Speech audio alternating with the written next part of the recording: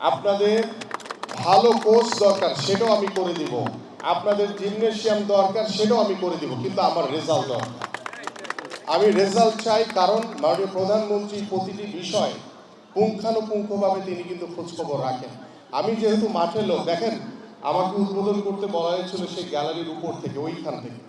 আমি কিন্তু নিচে নেমে এসেছি, কারণ আমি জানি যে মাঠের মানুষ, খেলা হয় মাঠে, মাঠ থেকেই উদ্বোধন হবে, যার কারণে কিন্তু আমি নিচে নেমে এসেছি। এবং আমি আশা করি ভবিষ্যতে এই ধরনের যখনই কোনো অংশগ্রহণ বা কোনো পার্টিসিপেশন থাকবে, আমরা মাঠ থেকেই উদ্বোধন করবো, সেই উপরে থেকে না। কারণ আমার খেলোয়াড়দের সাথে এখানে কোনো গ্যাপ থাকবে না, সেখানে আমরা সরাসরি কানেক্টেড থাকবো।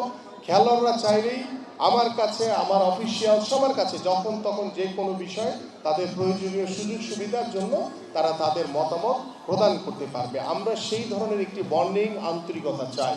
শুধু আজকে একটি দিন উদ্বোধন করলাম, সারা বছর আর খবর থাকলো না, এই বিষয়গুলো যাতে ভবিষ্যতে না হয়, এদিকে আপনারা খেয়াল রাখবেন।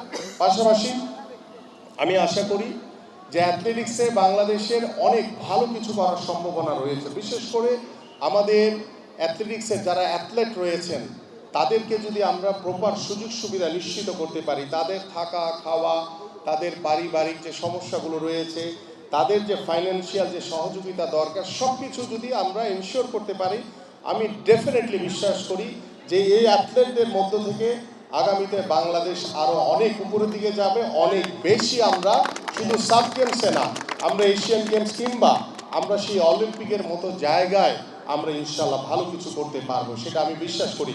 আমি অলিম্পিকের কথা বলাতে অনেকে ভাইবেন না যে আমি এখনই চাই।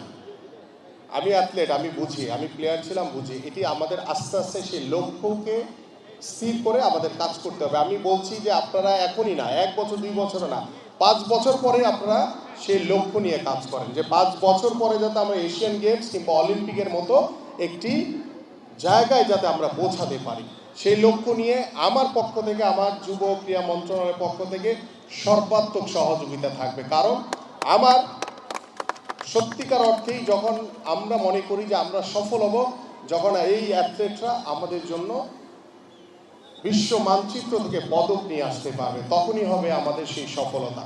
তো সেই সফলতার আমি আপনাদের কাছে, যারা আমাদের অ্যাথলেট রয়েছেন আজকে, যারা অংশগ্রহণকারী, তাদের কাছে আমি সেই আহ্বান করছি যে আপনাদের মাধ্যমে আমার দেশ, সবার আগে বাংলাদেশ, অনেক দূর এগিয়ে যাবে।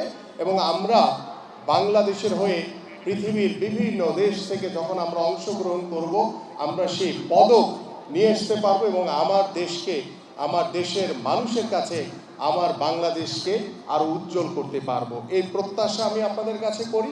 পাশাপাশি আমাদের এই অ্যাথলেটিক্স ফেডারেশনের যারা দায়িত্বশীল কর্মকর্তা রয়েছেন, আপনারা দ্রুতই, আমি আপনাদের কাছে আহ্বান করব যে আপনার অ্যাথলেটিক্সের জন্য কি কি করণীয় রয়েছে, কি কি সুযোগ সুবিধা দরকার, আমার জায়গা থেকে কি কি করণীয় রয়েছে। বিশেষ করে আমি কোনো অবকাঠামো না, আমি আমার ওই খেলোয়াড়দের, যারা অ্যাথলেট, যারা পার্টিসিপেট করছেন, তাদের সর্বাত্মক সুযোগ সুবিধা আমি নিশ্চিত করতে চাই ইনশাআল্লাহ।